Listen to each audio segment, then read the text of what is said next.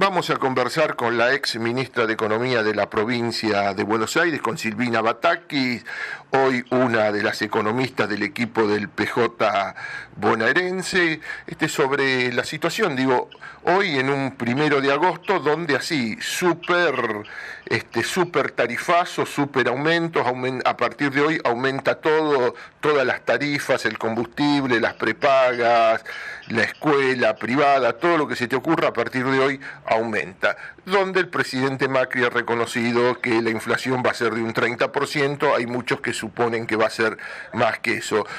Silvina Batakis, muy buenos días para el portal Cadena BA y para la 96.7, ¿qué tal? ¿Cómo te va? ¿Cómo estás? Buen día.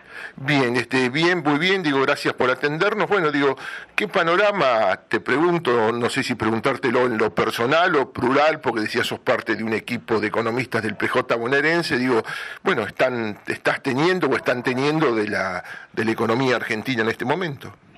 Mira, la verdad que vemos con mucha preocupación todo lo que está sucediendo, pero también somos conscientes de que todo esto es resultado de las políticas que se implementaron ya desde fines de diciembre del año pasado. Nosotros en la Comisión de Economía del PJ de la provincia de Buenos Aires hicimos un primer documento allá por junio del 2016, donde la verdad que veíamos que los resultados con las políticas que se habían implementado en esos primeros 6 meses de gobierno iban a ser estos.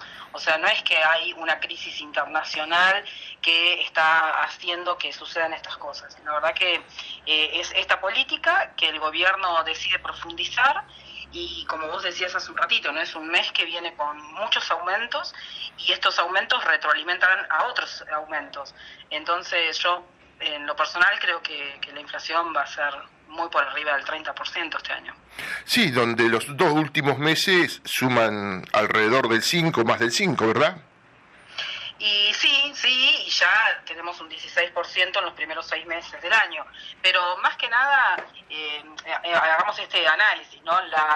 El tipo de cambio se devaluó desde diciembre del 2018 hasta esta parte, prácticamente 60%, y el Banco Central, que es nuestra autoridad monetaria, que establece las tasas de interés, establece tasas a futuro de 45, 46, 47%, y en el mercado secundario esos bonos que para los cuales se emite esta tasa de referencia incluso han llegado a tener tasas del 72% de rendimiento. Entonces, mal podría la inflación estar en el 30%, ¿sí? Lo único que puede hacer que la inflación esté más baja que el promedio, digamos, de la devaluación y de las tasas de interés es que no hay ventas. Al no haber ventas, los productores tienen que decidir en realidad entre una pinza muy negativa, que es vender a precios más bajos sin saber si después van a poder reponer, con lo cual los puede llevar al cierre de los comercios, de la industria, de las pymes, o establecer un precio más alto pero quedarse sin vender. Entonces la verdad que la decisión es muy mala y esto es a lo que ha llevado el gobierno. Ustedes están muy preocupados por el endeudamiento, que eso no se ve en la vida diaria, pero en estos 2 años y medio ha sido tremendo, ¿no? Sí, el gobierno ha emitido deuda arriba de 150.000 millones de dólares y mucha de esa deuda ha ido para que se fugue, ¿no?, al exterior. Un tercio de la deuda más reciente, que fue la que se contrajo con el Fondo Monetario Internacional, estos tramos de 15.000 millones de pesos, ya se fugaron al exterior.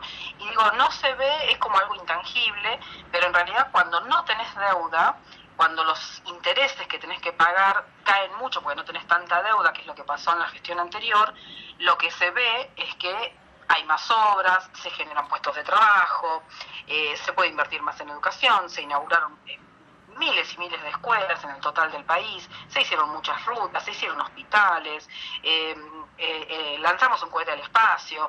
O sea, cuando vos no tenés deuda, tenés soberanía para decidir qué hacer con los recursos que tiene el Estado a través de los impuestos. Cuando tenés deuda no tenés esa soberanía. Entonces tenés que dejar de hacer cosas, como es lo que va a suceder ahora. Por ejemplo, se dejan de hacer hospitales, se cierran escuelas, las obras que había, que eran pocas, pero por ejemplo de rutas, quedan paralizadas, se quieren cerrar universidades. y todo el dinero que se destinaba a eso, que es para aumentar el bienestar de la población y también enriquecer el futuro de todos los argentinos, eso va a pagar intereses. Entonces, es como que la deuda no se ve, pero en realidad nos impacta mucho y muy profundo. Vos recién decías, lanzamos un cohete al espacio, en realidad, disculpame, eran satélites. 2 satélites en la época en el final del gobierno de Cristina fueron llevados al espacio. Digo, están Astilleros, está ahí al borde de que lo cierren con una tremenda operación mediática el domingo. Al INVAP no le recortaron todas las obras. En ARSAT la quieren privatizar. Digo, esto es como, no era como aquello que decía en la época de Menem, las joyas de la abuela. Digo, los 3, 4 cosas que funcionaban de alta tecnología o de tecnología o de industria, digo, también digo, bueno, no sé, sí. cero. Sí, primero mi solidaridad, por supuesto, con todos los trabajadores de INVAP, de ARSAT y sobre todo de Astilleros, porque me tocó por ahí estar muy cerca de Astilleros Río Santiago cuando yo fui ministra.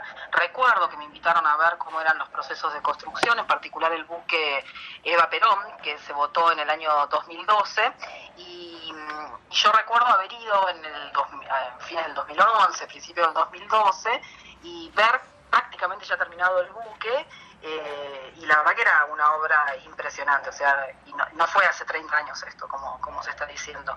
Y la verdad que cuando desmantelan todo el aparato científico-tecnológico, en serio comprometen el futuro. Yo creo que hasta es criminal lo que están haciendo con nuestra ciencia y con nuestra tecnología, con el futuro en general, pero INVAP es una de las empresas con mayor prestigio a nivel internacional, ARSAT lo mismo, y no producir esto y producir soja, exportar soja, la verdad que da mucha tristeza. Hay algunos comunicadores, digo, a ver, voy a decir así, me hago cargo, lo que digo, comunicadores, militantes del PRO, digo, aquellos eran los comunicadores, el periodismo independiente, ¿no? Dicen que si hubiera ganado Scioli por algunas declaraciones de Blecher de aquel momento de campaña o de algún otro economista así de nombre resonante que asesoraba a Scioli, hubieran sido las mismas medidas. Digo, vos eras la candidata número 1 a ser ministra de Economía de la Nación. ¿Crees que hubiéramos estado en esta situación? En primer lugar, Scioli anuncia, ¿no?, que yo voy a ser la ministra, así que, digo, para despejar cualquier duda respecto de si podría haber sido otro, Scioli lo anuncia públicamente. Y por supuesto el programa de gobierno que nosotros teníamos era un programa productivo en donde habíamos analizado cada uno de los eslabonamientos productivos que tiene Argentina en esta estructura productiva asimétrica, y lo que habíamos hecho era pedirle a cada sector económico cuántos puestos de trabajo iba a generar, ¿no? Pedirle en sentido metafórico. Habíamos trabajado cada eslabón productivo, habíamos analizado cuántos trabajos se iba a generar por cada uno de estos eslabones, y allí habíamos armado un programa que se llamaba de equidad territorial, en donde incluso habíamos logrado el compromiso de participación del BID y de la Corporación Andina de Fomento, por ejemplo, o el compromiso del análisis, porque en realidad es algo que hicimos en la provincia de Buenos Aires, quizás tardíamente, en los 2 últimos años de la gestión, pero había dado muy buenos resultados en 10, 12 municipios que lo habíamos implementado. Entonces era una experiencia que fácilmente era replicable en todo el territorio nacional, en donde lo que se hacía era concretar los sueños productivos de cada una de las localidades. Y nosotros por lo menos estamos convencidos que a través del sector productivo es donde no solamente se van a generar los puestos de trabajo estables y de calidad, sino también lo que permite trabajar en contra de la inflación.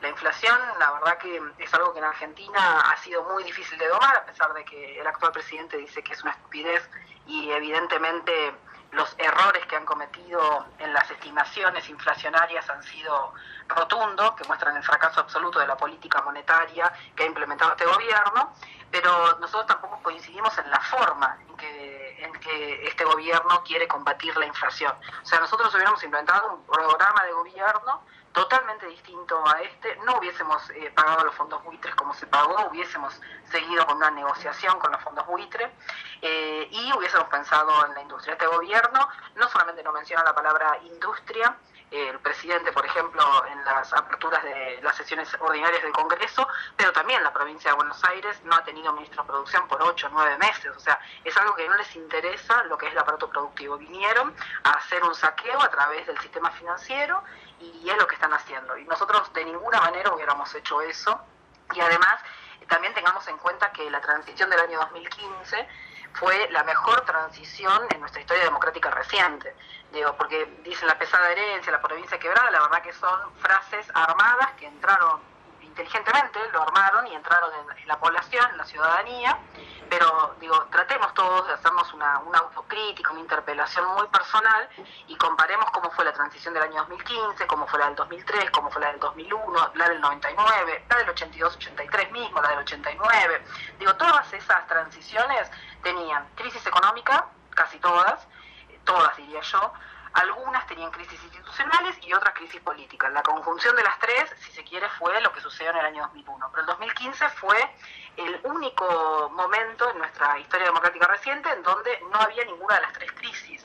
Entonces, la verdad que trabajar en ese escenario era el escenario que nos ponía en serio en la senda de desarrollar una oportunidad histórica para ponernos en el sendero de desarrollo. Y esta gente no solamente está destruyendo lo que había costado muchísimo armar en materia productiva, sino que el entramado social, que creíamos que era algo que no se iba a desarmar, también lo están desarmando. O sea, como lo vemos los economistas, si se quiere, o en palabras nuestras, nosotros en 2015 no teníamos problemas de demanda y teníamos que fortalecer lo que llamamos solucionar los problemas de oferta. Y este gobierno lo que hizo fue la demanda, que prácticamente estaba solucionada, siempre hay que trabajar, por supuesto, la destrozó absolutamente al romper toda la matriz social de Argentina, y lo productivo, que había cosas por resolver, las situaciones se profundizaron y la segmentación en la estructura productiva que tiene Argentina es enorme. Entonces, la verdad que en serio creo que es un crimen lo que ha hecho este gobierno. Te hago para ir cerrando, digo, cuando se reúnen ustedes, se plantean, lo que era aquello, el modelo, el proyecto nacional y popular, la endeblez que ha tenido, o por lo menos esta idea que te planteo, la endeblez para que este gobierno se lleve puesto la Argentina de la manera que se la está llevando puesto y encima haciéndonos creer que, de que esta es la forma de salir, de generar una Argentina estable, etcétera, etcétera, etcétera. Sí, nosotros hacemos mucha autocrítica también de lo que faltó por ahí en estos años de gestión, y entre ellas cómo hacer para que las políticas que uno implemente tomen como mayor volumen, mayor raíz, ¿no? Y este enraizamiento que hubiera permitido que no sucediese esto el saqueo que hoy está sucediendo en Argentina. La verdad que sí hacemos esa autocrítica, pero también tratamos de tener una mirada hacia adelante, ¿no? Que esa autocrítica nos sirva para saber qué cosas tenemos que hacer para que no sea de vuelta la ciudadanía, las familias, las que paguen este saqueo. Mira, viste, la Universidad Católica Argentina hace una serie de la evolución de la pobreza, de la evolución de la desigualdad también que hay en Argentina.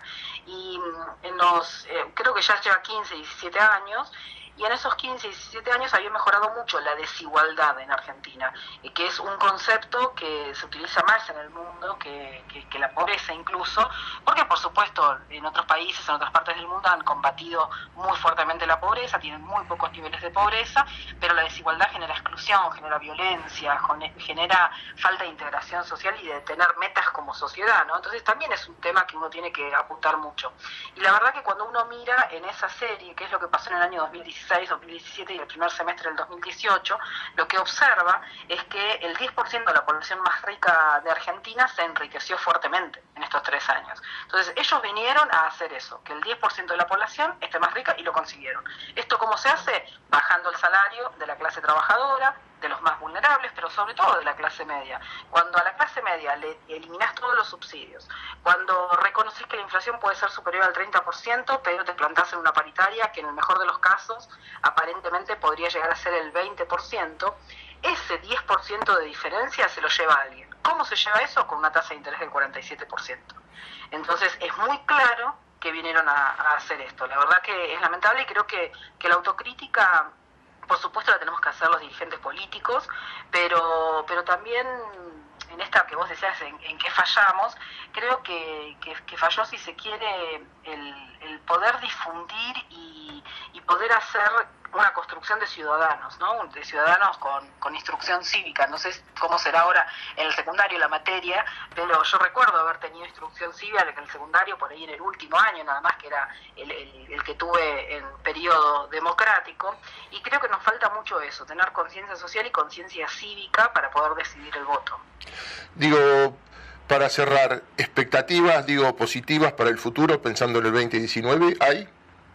Yo creo que sí, va a ser durísimo, va a ser mucho más duro que el año 2001, a pesar de que en el año 2001 había una tasa de desempleo mucho más alta de la que hoy tenemos. No sé cómo será en el 2019 si se profundiza todo esto, pero va a ser mucho más complicado en el sentido de que legalmente han dejado muy trabada la economía, ¿no? Cuando uno emite un bono internacional a 100 años y establece en ese bono que por 25 años no se lo puede rescatar y que sí o sí hay que pagar intereses al 8% en dólares de interés anual, es que alguien se garantizó recibir durante 25 años esos dólares. Entonces, la verdad que, así como ese ejemplo, hay muchos, estas trabas. Vos hace un momento decías esto de vender las joyas de la abuela, y recordemos que hoy está en riesgo el fondo de todos los jubilados, que también es nuestra garantía futuro de tener ingresos. Entonces, cuando se traban todas estas cosas, se ponen condicionamientos, vamos a recibir una economía que va a ser difícil de manejar. Yo siempre digo que para mí, ¿cómo evalúa uno a un gobierno, a una administración de Estado? Y yo creo que es,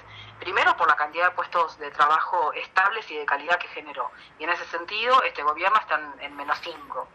Y por otra parte también en los grados de libertad que le deja al próximo gobierno respecto de los que recibió. Ese gobierno recibió muchos grados de libertad y nos va a dejar muy condicionados a futuro. No solamente este bono de 100 años, sino también las condiciones que firmó con el Fondo Monetario Internacional, que es un contrato a 4 años, las condiciones que nos impuso un banco privado desde Estados Unidos para declarar emergente a 16 acciones que cotizan en Estados Unidos y que encima están a la baja permanentemente.